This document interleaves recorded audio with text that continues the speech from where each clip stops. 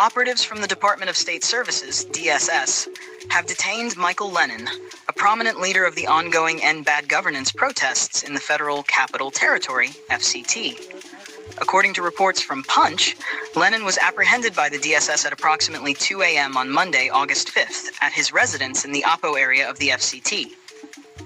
Damilare Adenola, director of mobilization for the Take It Back movement, confirmed Lennon's arrest and the raid on his house by the DSS. As of now, the DSS has not issued a statement regarding the arrest. Prior to his detention, Lennon, who serves as the national coordinator of the Youth Rights Campaign, criticized President Bola Tinubu's recent address during a press briefing. Lennon claimed that the president's speech revealed a disconnect from the current realities facing the nation. He further encouraged citizens to participate in the protests, which are set to continue on Monday.